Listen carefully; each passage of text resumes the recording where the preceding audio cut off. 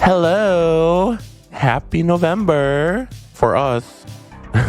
It is November? It is November. Yeah, your rent is due, or your mortgage is due, I should say. It is. You've got a thing on your eye. Is that, oh, maybe that's just a glare. It's just a glare from my water welling up in the corner of my eye because I'm just so happy to see you. Oh, yay. You know? You're just so highly moisturized right now, right over there. I just haven't talked to you since you announced your engagement. I feel like you've changed as a friend. That's not even supposed to be. Ever since you released your book, you just haven't been the same. You've changed. It's true. Fame changes people. Oh my God. Okay. Whatever, Kim. Anyways, welcome to One for the Table. I'm your host, Kim Chi. And I'm John Kung. And John is currently on a book tour. I am. It is my first tour ever. And our goal is to outsell Brittany's memoir. I don't think that is ever going to happen, but you never know. You gotta manifest these ideas. Not after all the juicy stuff that is apparently in there. Have you read it? You got some juicy recipes in there. I do have juicy recipes, but I don't have anything as juicy as the BS that Justin was up to at the time. It's true. Mm-hmm. Yeah, Justin Timberlake is not having a good week. No. But also, as he shouldn't. No, justice for Brittany and Janet. And he should not. To hell with him. And all these news are reporting Justin Timberlake not too happy about Brittany's memoir. I'm why would he be happy? Right. He shouldn't be happy about that. He should be ashamed of himself. But also, I feel like if you're going to be that shameless, I don't think he would have done half the things he did. You know? True. Very true. Some people are just sociopaths. Yeah. Or just and he sounds like one. Fame rotted. Mm-hmm. Anyway, it's been really nice being in New York. Oh, I have to tell you about the things that I've been eating, but also the show that I went to. Oh yes, I want to hear everything. For starting with the book signing, how was it for you? I've done a couple of book signings now. So I was at the Barnes & Noble in Union Square, where I had a little chit chat with Eric Kim, and I signed a bunch of books and I met a bunch of people, which is cool to see physical, actual people behind the followers and stuff. It's just really, I don't know. It's really special. I don't know if you remember the first time that it happened to you, but I was just wow, these are all real people, and they all have been touched in some way by my work enough that they would actually come take time out of their day to come see me. And that is crazy to me because I wouldn't. But also, I feel do you have imposter syndrome? Probably. At the same time, it's I would rather have it than not, because what is the opposite of that? Completely delusional. Oblivious and delusional. I deserve everything I own. Yeah. So I did one at the Barnes & Noble, and then I did 2 pop-ups. One at Bonnie's, which is a Cantonese American restaurant. Delicious. Have you been? Yes, I have. Oh my God. Delicious. Incredible. It was easier for me to do a book tour stop there than it was for me to get a reservation.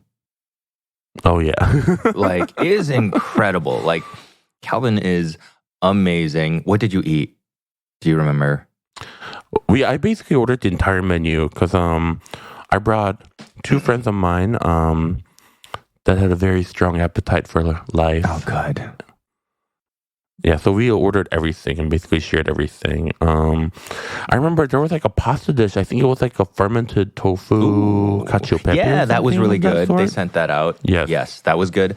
I and they also sent out their Tasio McRib. Yeah, that was really good. They put a candle on it to congratulate me. It was so good. But my favorite thing there was actually the stir fried chow fun, the rice rolls. Yes, I got those. Oh my God. Those are very good. That is how you fucking use a wok. That is that was so good. I saw Cafe Maddie there She's a food YouTuber, and she ordered a chicken dish that I was like, I need to get that next time because I didn't get that one. If you can get a If I can reservation. get a reservation. Well, he's writing a book, so I'll be at his party. I'm going to try to be at his party. I don't even know how I got a reservation there when I went because it was like during Pride. Damn. No one is eating at Pride during Pride. You know, you're absolutely right. Maybe Pride is the time Pride to is go. the time to go. And then tonight, I'm going to do a pop-up at Pecking House, which is a fried chicken joint. And we're going to do fried chicken sandwiches from my book and vegan fried chicken sandwiches, which is like oyster mushroom sandwiches from my book. And then as like the little special thing that we're going to do is furikake crinkle cut fries, which is not in my book, but it is like a special thing that I asked that we could do. What kind of dipping sauce will these furikake fries be served with? I think they'll do like a bunch of like chili oils, maybe like a mayonnaise.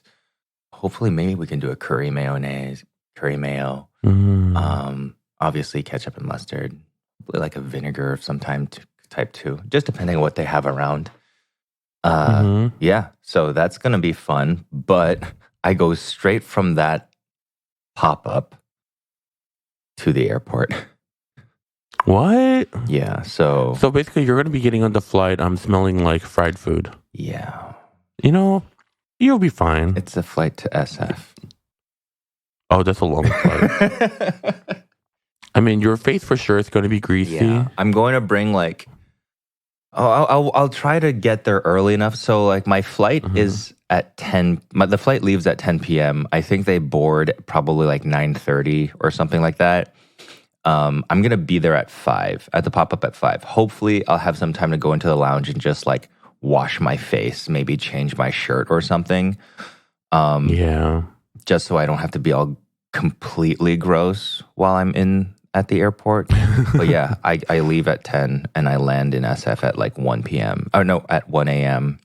And then my God. Yeah, and then I do an event that afternoon. Well, crazy. Now you know what life is like. Yeah. You know, Tour life is hard. people think touring and, traveling, they think it's like so glamorous. It's like, wow, you get to go to these cool places. But most of your time is spent at the airport. Yep. And then by the time you land, you're just like exhausted. Yep. And last thing you want to do is like, like Go out. Or like put on pounds of makeup and then go see hundreds of people. Right.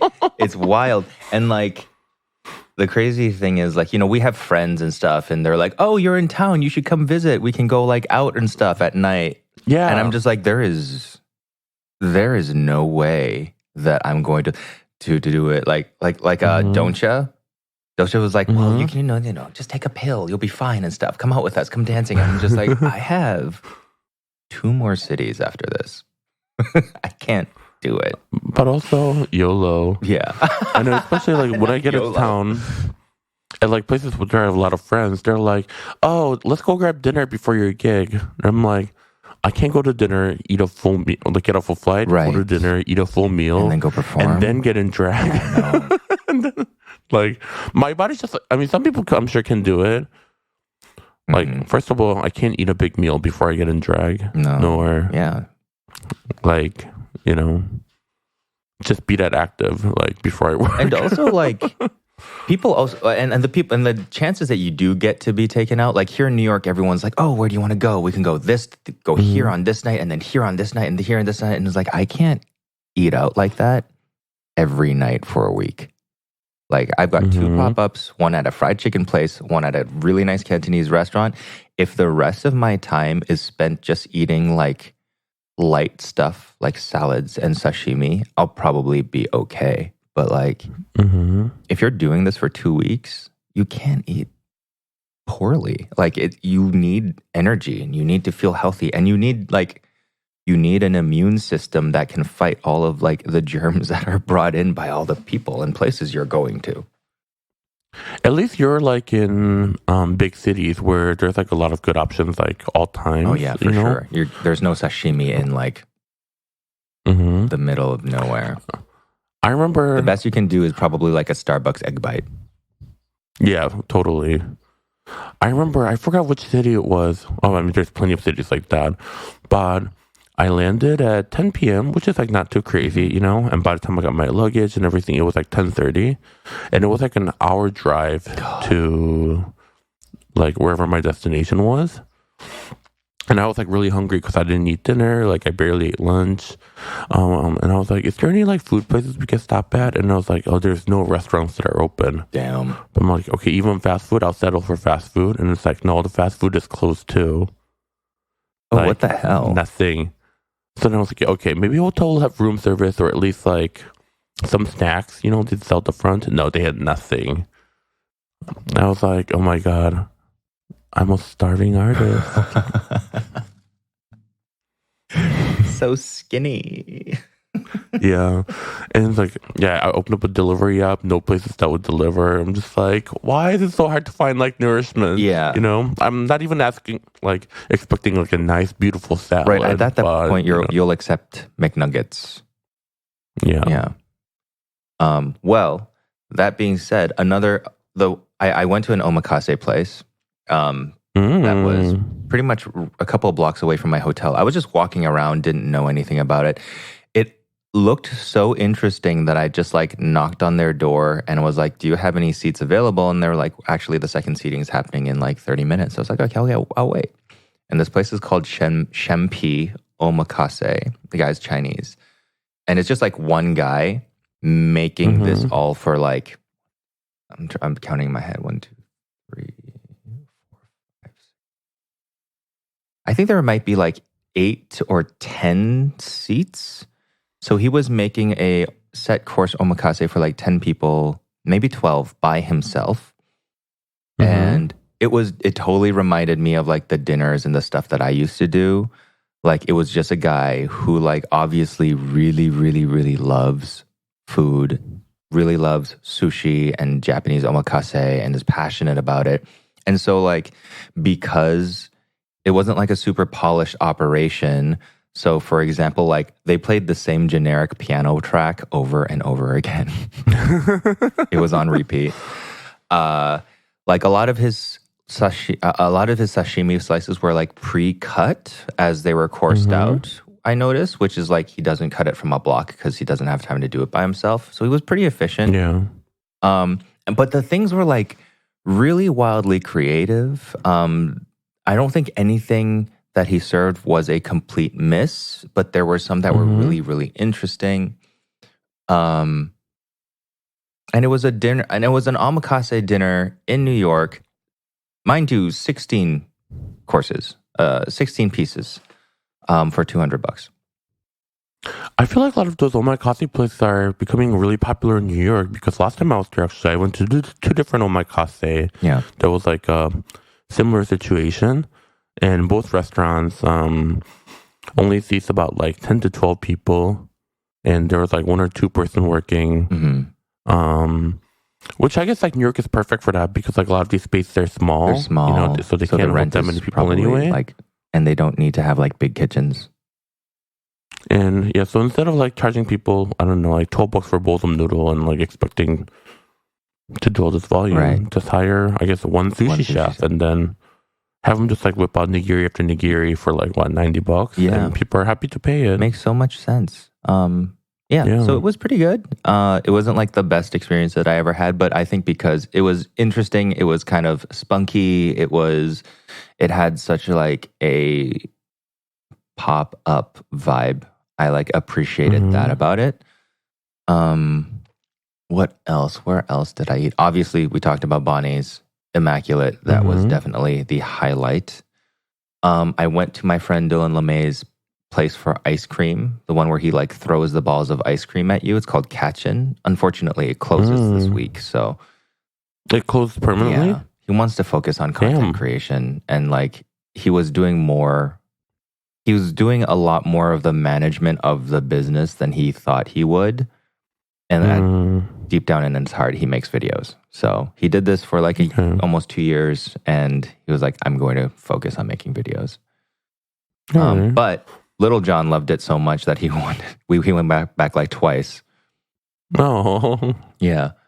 Well, Little John loves ice cream. He does love ice cream. I remember they're just like, he never texted me, but the one time he did text me, it was like, what's your favorite ice cream flavor? And it was just like so random and out of the blue. What the? That's funny. Where else did we eat? Oh, I went to a pizza place called Stretch Pizza, and that one's really good. They had like a Don Don chicken pizza that was quite nice. Yes.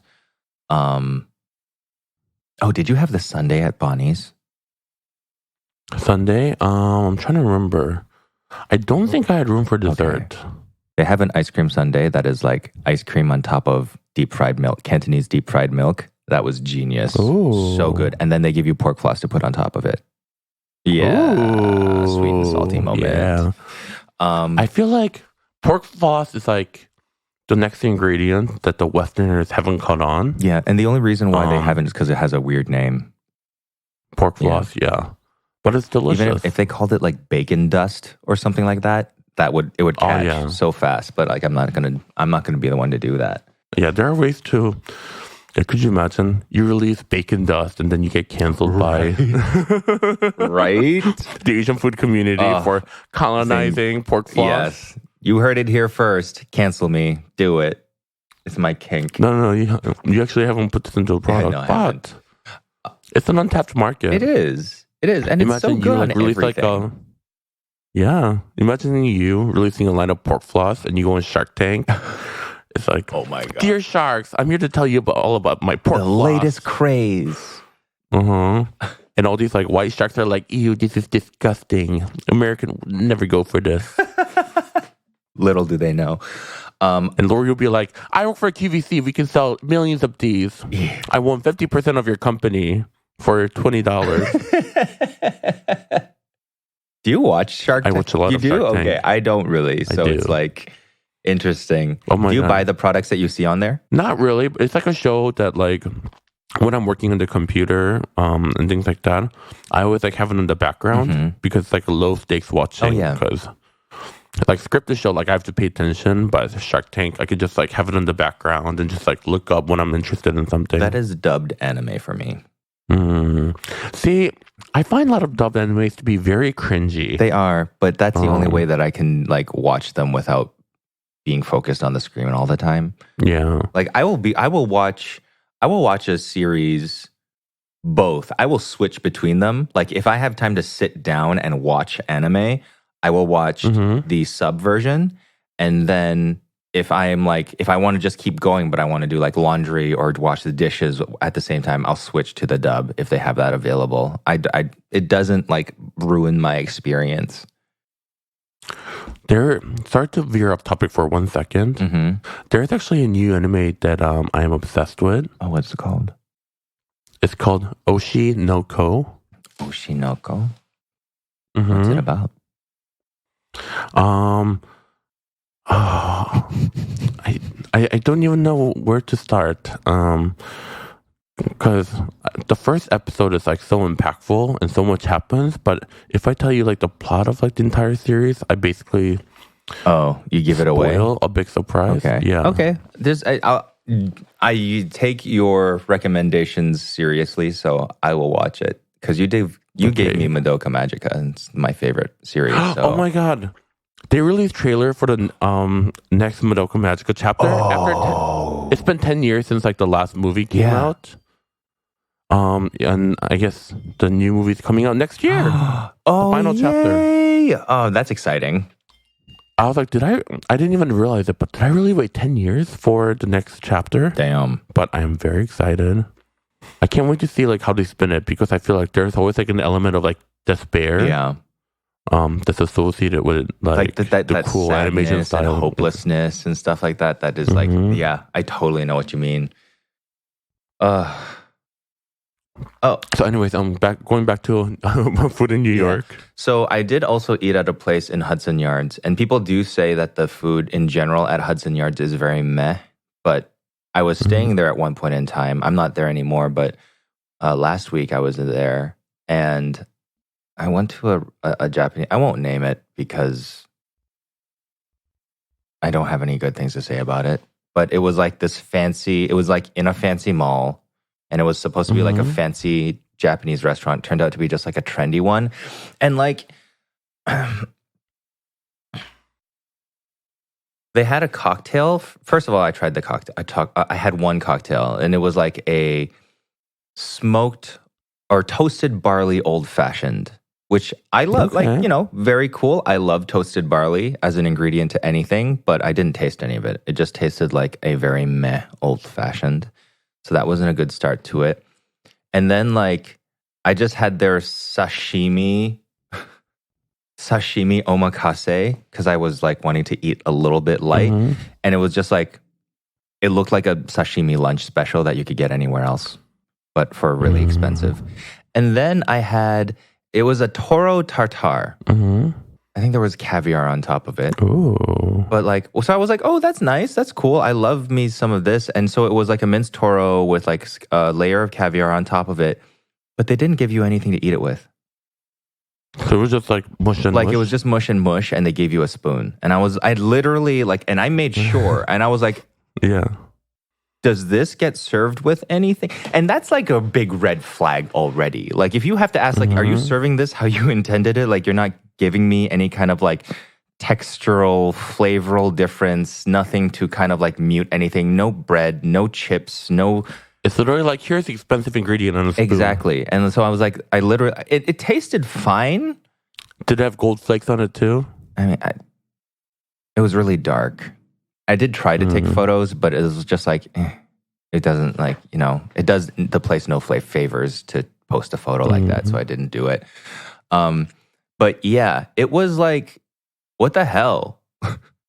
Because when I eat tartare with anything, I'm not just spooning this like minced meat into my. I want at least like a grilled. Give me some like chopped green onions or like anything. A little thing of rice. Yeah. You know, rice would have been so good with that. Rice would have been excellent with that. But like, I would have loved like a grilled sourdough, or even like I've seen tartare served with really, really nicely made hand cut potato chips or taro chips. I think taro chips would be or really even nice. Like seaweed. Seaweed. Oh my gosh.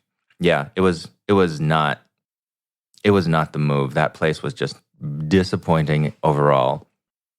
And you know what I think is the most overrated item at any Japanese restaurant? What? This is going to be a brave yet controversial opinion. Hamachi crudo. Yeah. Like, it's good. Yeah. Don't get me wrong. It is great. But I feel like it's kind of like become like a lazy appetizer. The pad thai. Yeah. The pad thai of sashimis, you know? Yeah. And don't get me wrong, I love pad thais too, but like, you know exactly what I'm referring when I say. I definitely was enjoying hamachi crudo maybe like 12, 13 years ago. And now I just see it like everywhere, even at non-Japanese restaurants. I'm just like, okay. I always have like that little slice of jalapeno on top. Yes.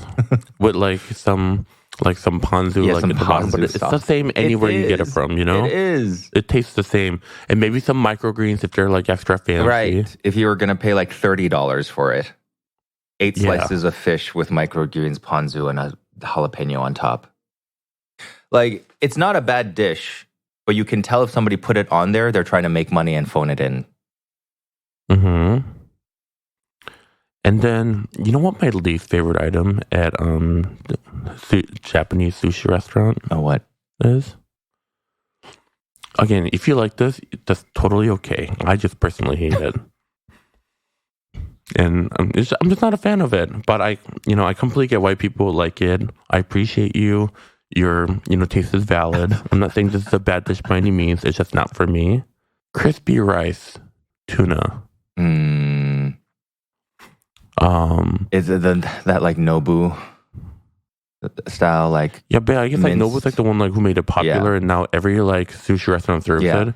It's like where they take like patties of rice and then they like fry it in oil. It's like a huge brick of oily rice. It's a huge brick with some fatty fish on top. Like that's too much. Like usually like spicy tuna or something. But first, the rice part. It's really, the rice soaked up so much oil, like and literally it's really dense. Feel the oil seep out of that rice when you bite into it. And the thing is, there's no really good way to make it. They should just air fry it, honestly. Or even like, Or like nurungji, like the crispy rice. There's just a lot of ways to like achieve like crispy texture. Yeah. But to me, like oil soaked, dense, heavy patty is not it for me. Yeah. Agreed.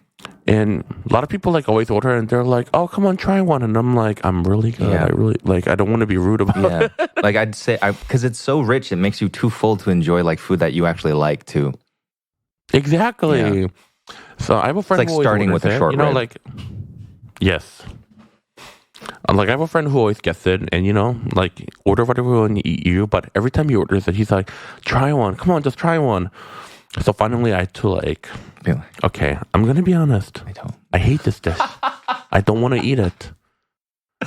If you love it, just have it. Funny. Like stop trying to get me to eat this dish.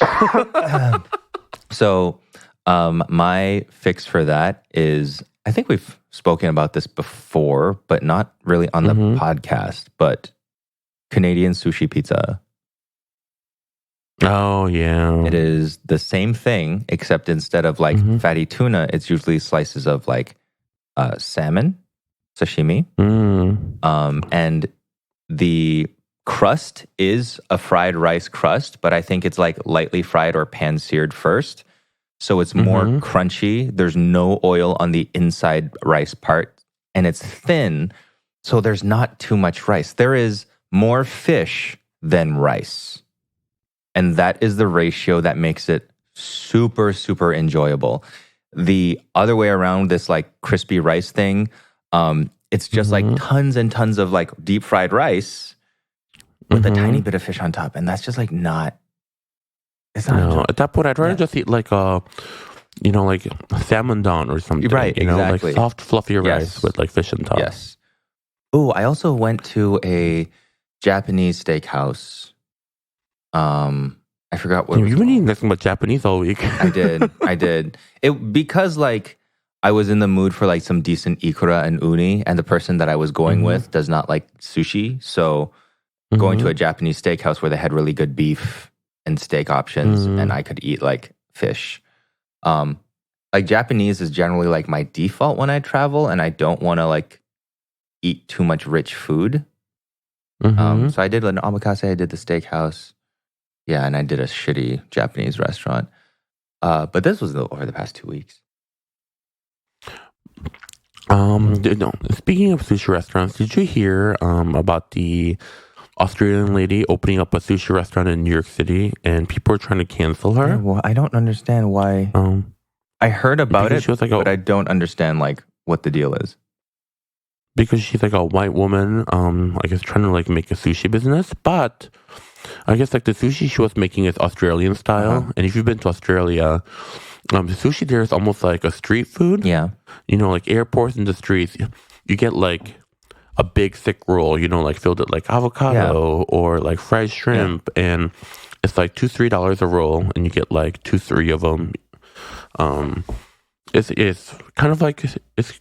I mean, it is sushi, but it's different. Same with like Chinese food in Australia. It's not the same over there either.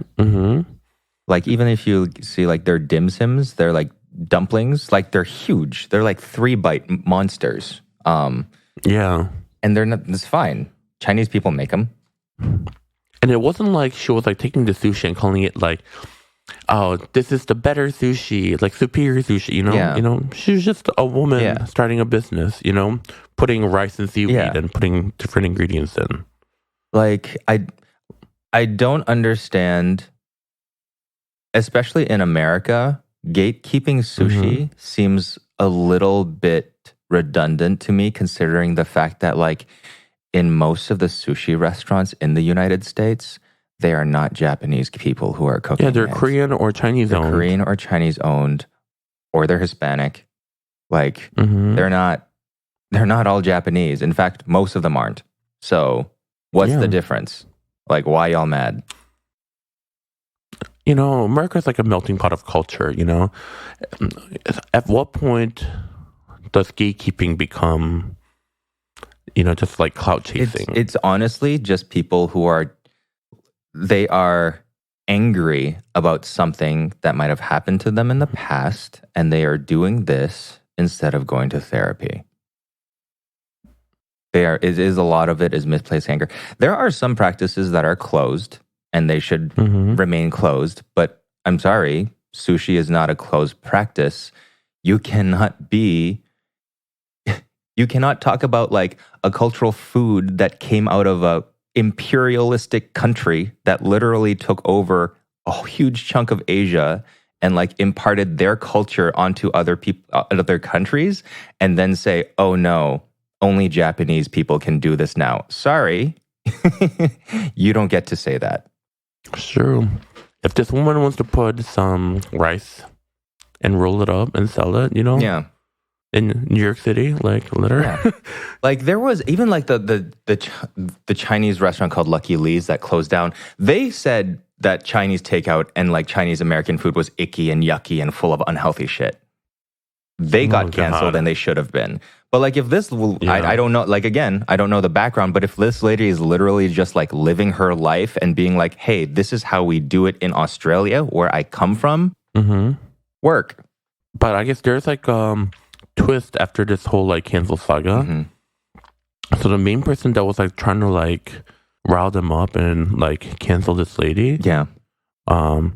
People, of course, like dug up like dirt about him.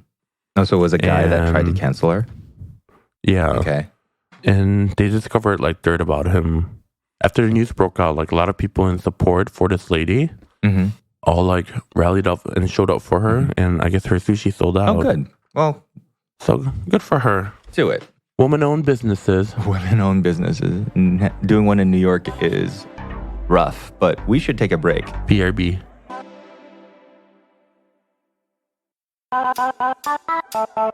And we're back. Okay, so I looked it up while we were on a break. Okay, so I guess it was like the person that called out the lady was actually a chef. And I guess he's Puerto Rican. And people found out he opened up a Puerto Rican izakaya. And yet he was calling out this woman for a white woman opening up a sushi restaurant. You can't. Wow, you can't write something like that. People wouldn't believe it. How tone deaf. How like, what a lack of self-awareness that you would feel comfortable going for somebody like that when you're doing the exact same thing. Also, if you're a chef, you know how hard it is to open up a restaurant in this economy. Right. Let alone a woman. Of course, like his tweets are like, if you can't see the problem, you are part of the problem. Just like using all these like words, but like they don't mean, you don't even know what that means. You can't even explain it. If you can't see the problem, you are problem. Well, what if you can see the problem? Then you're gonna see two problems. Wow, that's great. That's amazing. But back to New York City restaurants. Have you ever been to Zuzu? No. I went there for dinner one time I was in New York, and it was so good. Yeah. Eastern Mediterranean food. Okay. But the best thing there was their dessert. It was like this lemon like sorbet thing. Yeah. Drizzled with olive oil. Ooh. Keep but going. This olive oil was so good and so fragrant. Oh shit. Yeah. That like we had to ask for more olive oil. Like I've never tasted olive oil like that delicious in my life. Like this olive oil was. Did you ask about it? Like where is it from? What kind of olive oil was it? Like how did they make it? In retrospect, I should have, but I was just like blown away by how good this olive oil was. Okay. Because like there's so many different kinds of olive oil that like I would be so curious. Like what country did it come from? Like how it was the process, cold pressed or hot pressed or whatever. Because olive oil can be very, very good. This olive oil, I would say, was probably one of the best olive oil I've ever had in my life. God, I didn't know olive oil could be like that tasty. Yeah. But yeah, if you have a chance, you should go to Zuzu's and get this lemon dessert thing because it's so good. Next time. I won't have time to go today or this trip, but I will definitely keep it in mind for the next trip. The last thing that I will talk about eating in New York was obviously the bagels. Yes. The bagels. So when I was staying in Hudson Yards, I went to the new Russ and Daughters location, and admittedly, their bagels are just fine. But Russ and Daughters is known for their salmon, their lox. I think it's called lox. Yeah, lox. They like make the best lox in the city, and it was so good. Like not overly salty, very fragrant, goes great on even just like an okay bagel. And then I had a matzo ball soup while I was there, and that was also very delicious. And then when we moved over to Park Avenue South, Little John was staying with me here, and we had like a little ritual. We kept going to the same bagel place over and over again that was like down the street. It was called Bagels and Schmear. Their bagels in the morning are quite good. They're not as good as Baz's bagels. I think that's on the Lower East Side, and that's still like my favorite place to go right now.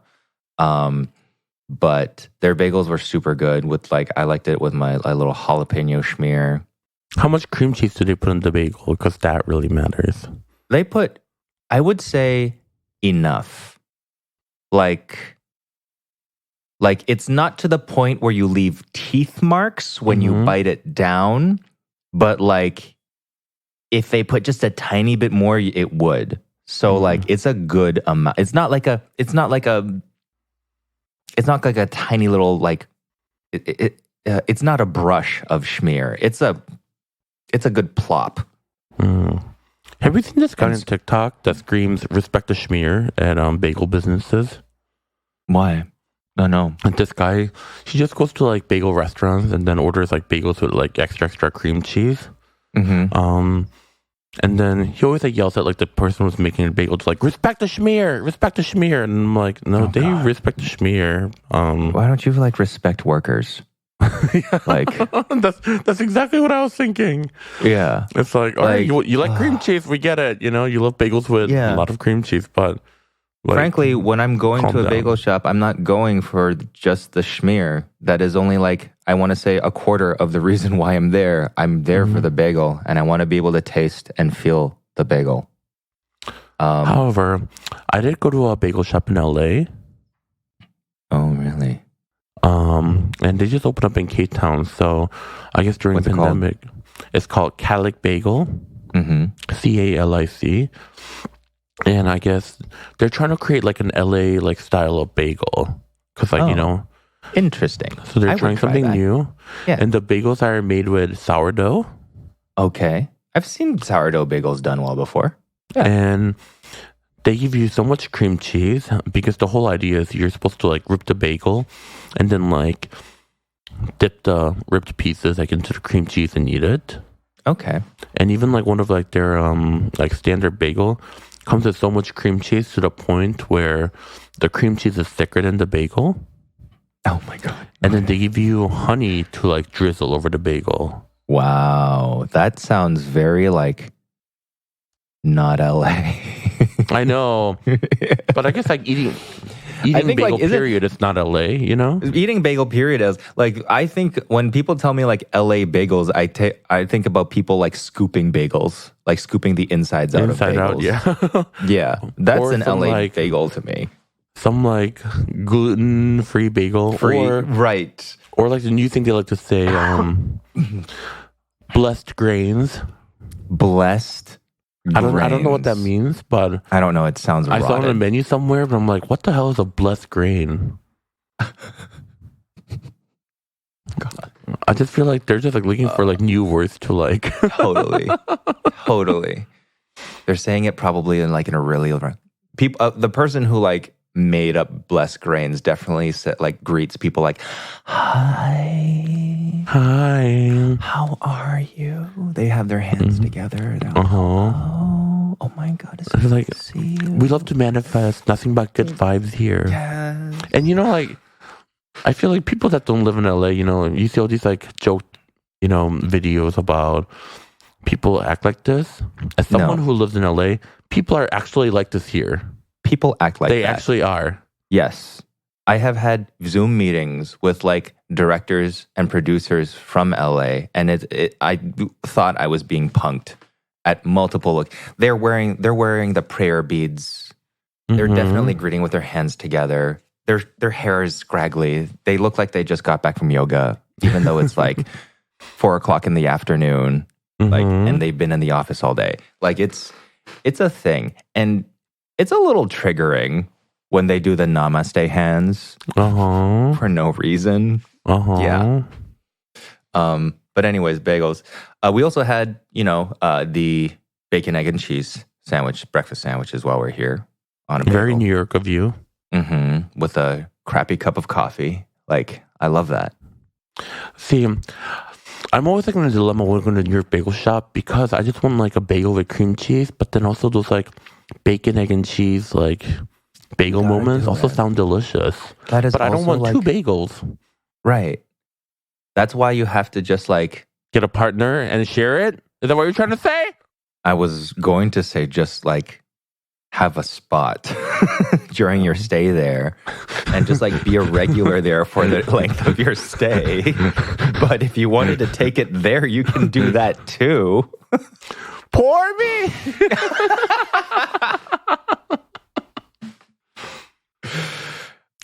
Yeah, so like we didn't like venture out to other bagel shops. We found one place that had bagels that we really liked, and we just like, and they recognized us by like the third time.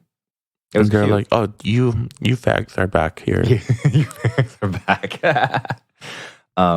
So the last thing I want to talk about about this trip has nothing to do with food, but it is something that I know that you have to experience. It is a show. It was an off-Broadway musical called Titanic. Oh, I've seen like clips of it online. It is amazing.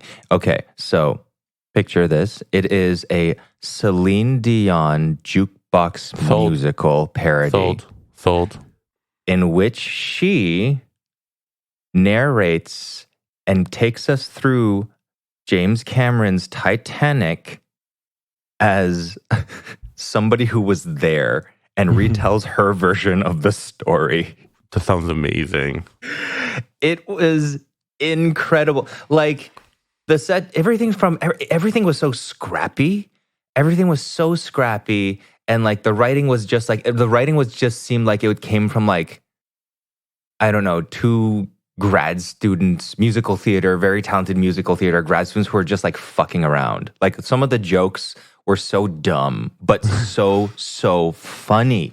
And they do pop culture references. I don't want to talk about anything that they actually did because I don't want to give any of it away because all of it is so random, but so funny. But like on top of all of that, the singing performances were so good. Like they took this really funny, this brilliantly funny, but admittedly like dumb concept, and they put like Broadway level singing chops and music production and musical arrangements of these Celine Dion songs.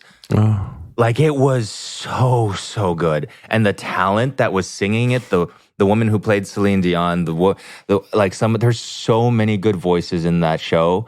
I was just blown away. My face hurt because I was smiling so much.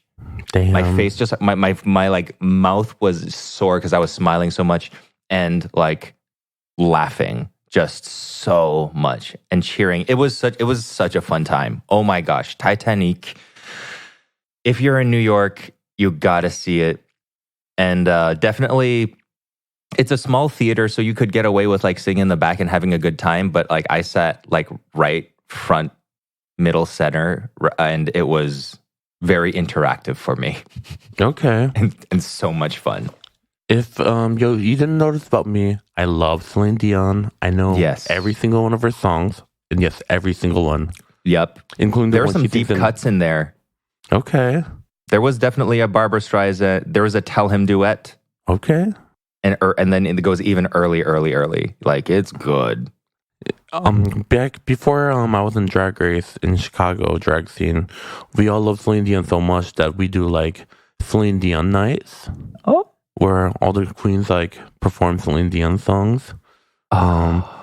I don't want to tell you about what I did in them because it would get me canceled now. Oh. But there were definitely some less than politically correct moments there. Drag was so different back then before it could be filmed like that, though. Yeah. Nowadays, I feel like people are just like looking for reasons to cancel drag queen, you know? Yeah. But back then, drag was like fun, silly. Drag was like an alternative, like legit performance art. Well, it is still, but like, you know, we sound there like was those, an like, era. We sound like those like old people. They're like, comedy is not the same anymore. You can't make jokes about anything anymore. I mean, it's true. We do sound like that. But, you know, during that time, drag was also like outrageous on its own. Mm-hmm. So people were just being crazy about it. It's true. Like, okay, I will tell you one of the performances that I did. Okay. Do we? Huh? And you tell me whether to. it needs to be like edited out or not. Okay. And I'll tell you one of the milder one. Okay. Okay, so do you remember the Asian nurse that was infected with Ebola? Oh my God. Yeah. So I dressed as her. In the performance, I was like laying in like a hospital bed, dying. But then and then the sound bits of like her getting better, you know, from like the news. Mm-hmm. And it went to Celine Dion's "I'm Alive." Oh God. Well, and one of the things that like, you know, like the media like love to show us she reunited with her dog after like she got better. So yeah. I reunited my stuffed dog at the end of the performance. But it was like off the moment, pop culture. It was off the moment. It was pop culture, and also like it was a happy ending anyway. So it's not like it wasn't like an overly dark theme, I guess. Mm-hmm. That was also the same that actually wasn't that bad at all. I don't think a lot of people like realize now that used to be like the thing for like it used to be so much more pop culture and of the time as opposed to just like serving a look and like a or a quick change. And nowadays like doing pop culture is like throwing a ponytail and performing on Ariana Grande, you know? Yes. No, like it. And I think Chicago drag was really good about that. Was like when they did like they performed like y'all performed the news. Yeah. Although I saw a really fun drag performance. I forgot which queen it was. But it was like for like a Halloween show, and she comes out dressed as Michael Myers from Halloween. Mm-hmm. And then it goes into gimme more. Mm-hmm. And she like takes her mask and like all of her like clothes off. Mm-hmm. And she's Britney Spears with the knives. Oh, that's funny. Yeah. See, I was hoping that would happen. Like we all, I was really hoping that somebody would do that. Oh, that's so good. Yeah. See, I love performance like that. You know, just like clever, clever and punny. Yeah. Oh, the Celine Dion show. That was also the same show. Another queen put in douche water before a performance, and then let the douche water out on stage. Oh God. While performing Celine Dion's "'Cause I'm Your Lady" squirt. Drag. Oh Lord, no, that's awful.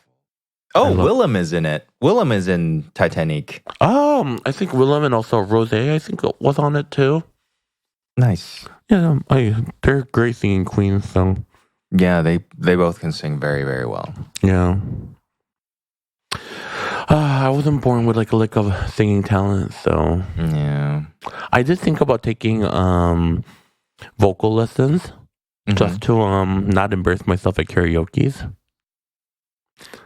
Like, I want to just like master one song, so when I go to karaoke, I can just like just belt like one fuck song it up. out. Yes, like this is my song. Yeah. No, that I feel like that is like something that people.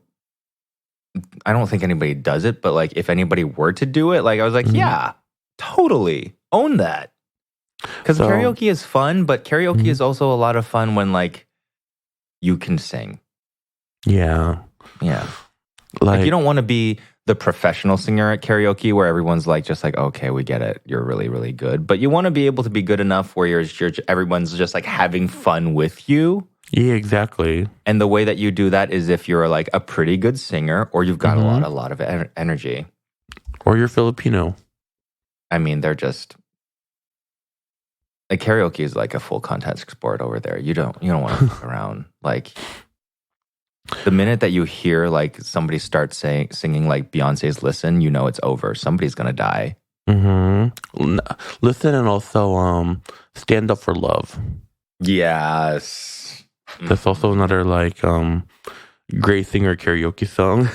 Yeah, my dream is to be able to control my voice and vocal tones. So I can sing "Endless Love" by Diana Ross and Lionel Richie with both voices. That would be fun. I don't need no partner to sing this duet. You should totally do it. You should do it. That would be fun. And then we could go to karaoke. Any listeners out there, if you're a vocal teacher, hit me up. Yeah, because you could do that over Zoom now, huh? I guess, yeah. Yeah, people just me in my apartment just belting out "Endless Love." Yeah, well, we've screamed songs in your apartment before. We've sung a lot of songs. Yes. In the car too. Yeah, in the car too. And the entire Celine Dion discography for your birthday. And nowadays it's Clarity. Yes, Clarity. Oh my God. I mean, like, I don't care who you are. When Clarity comes on, it's a happy song. You're bopping. Yeah, exactly. You know, you could be a music snob and be like, "Ew, this music is gay, bitch." But at the same time, like, you're still happy. Like, it's just, yeah. Especially when the beat drops. Yes. Why are you my Clarity? Okay. Anyways, I think this is probably a good place to stop. Is it? I don't know. I could go on. I could sing more. Could you? Yeah. Welcome to our karaoke podcast featuring Kimchi and John Kong. I am your host, Kimchi. Stop it. We're gonna alienate our 5 listeners. Oh my God, we have way more than that. We do. If you keep saying those things, people are going to think that we actually only have 5 listeners.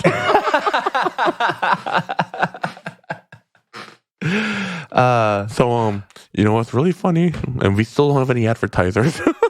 No, we don't. Should you like make fake advertising to make it seem like we're hip and cool?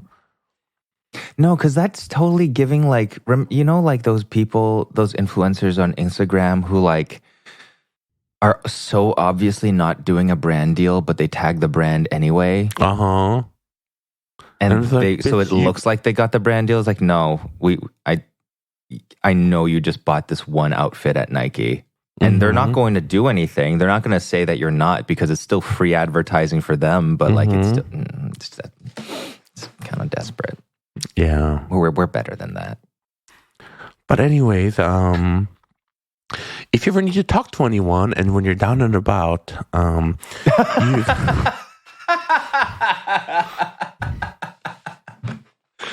use this service. Did you want to learn a new language? Only speaking one language gets you down. Well, sign up and download this app. What was it? And use my code KIMCHI2023. Rosetta Stone? Is it Rosetta Stone? Babel, BetterHelp, and Pretty Litter. Come on. Oh my God, I've done posts for 2 of those brands that you mentioned.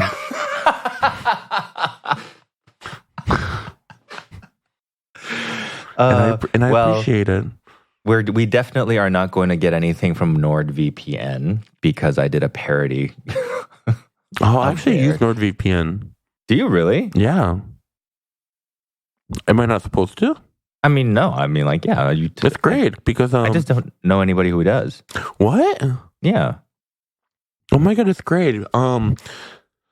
The world of possibility that opens up for you when you use NordVPN. For example, American Netflix doesn't have shit. Yeah. Yeah. But on my iPad, I pop on NordVPN and I change my setting to like Korea or Canada, and you'll see way more shows that like wasn't on American Netflix. Yeah. It's because of licensing stuff, huh? Yeah. Oh, interesting. Oh my God, I'm giving them free advertisement right now. Exactly. It was like, see, we're good at this, you guys. We're so good at this. You need us to sell a meal kit? I'll figure out a way.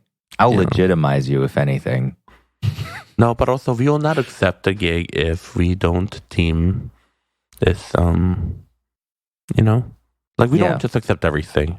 No. I've learned my lesson from the past where I just said yes without thinking about it, and then it didn't go over so well. But at the same time, it would be nice to get an offer that we could say no to. But we appreciate every gig that comes to us. It is true. It is true. Especially this day and age where like a lot of corporates are, they're trying to like stay away from like the LGBTQIA plus like content creators, Like I actually had a friend who was supposed to do this like big thing with Target Pride. Mm-hmm. And because of like all this like backlash from the right wings, they just cut everything. Yeah. It really is just like ruining it for everybody. I was also talking to another like friend of mine here in New York, and they're Black, and they've been saying how like they have very, very strongly noticed the lack of opportunities compared to like the previous few years, like this year in particular. Mm-hmm. And I was saying like how I was noticing the same thing where it's like, we can notice that I feel like the companies are like kind of like easing up on their quote diversity train. And it is very noticeable to the people that they were approaching before because they wanted to look good. And now I think it's like these companies y'all are in danger of looking like you're like doing like, well, we did our good thing. Yeah. We don't have to talk to them anymore. If you look at our posts from the past, you'll see these creators. Yep. It's very apparent. So not just LGBT, but Black creators as well. And I'm sure like Asian creators too, because they're going to blame it the recession and then they're going to go back to their old ways unless we say something about it. Or unless people take notice. It's like, we cared a lot about this 2 years ago. Yeah, that's why we love and appreciate brands, that take care of us, even after like you work with them. Yeah. Anyway, I will be heading off to San Francisco tonight. Well, by the time this airs, where would I be by the time this airs? Probably LA. Yes, I will be in Los Angeles. Actually, when this comes out. This comes out on Monday. So actually, if you're listening to this on the day this podcast was launched, on Tuesday, John has his book signing. I do. You remembered. Yes. I mean, I was planning on coming, so. Oh, yay! I mean, like, you think I'm not going to come when you're in LA? Yeah, I thought you would. You came to the club when I was in Ann Arbor. I did, and I brought conies. And you don't even go to the club. I don't go to the club. Especially at midnight on a weekend. Yeah. And your book signing is from 5 to, is it 7 or 8? Tuesday, the 7th of November. Actually, I've got two events on Tuesday. At 10 a.m., I'm doing a collab with Bodega Park, and I think that is in Silver Lake. Mm-hmm. They're going to make my Mapo Tofu Kimchi Jjigae. Oh. Yep, and I'll be signing books there. Too. Yeah, I'll be there at 10 o'clock in the morning. Mm-hmm. And then from 7 p.m. till 9 p.m., I will be at Second Home with the Korean Vegan. And I'll be doing a book signing and a talk there with Joanne, and it'll be super fun. It'll be from, is it 5 to 8? 7 to 9. We will see you there. Yeah. I'm making it sound like it's my event. John will see you there. Yeah. Well, you know what? Bother Kim if you see her there too. No, don't bother me. Please do. Bring her something to sign. Also, Rotten Tomatoes and spoiled eggs are allowed. In case you want to shower John with some love. You can't do eggs because Joanne's gonna be on stage too, and she's vegan. So it's okay. We can aim at you. Okay. Well, that is our time. So I will see you in LA next, and hopefully I'll see a lot of you listeners in LA next too. And if you have a listener questions, don't forget to submit it to our Instagram. 1 for the table, that is number 1, and then for the table. I am Kimchi, and that was Sean. Kung. Peace out. Bye.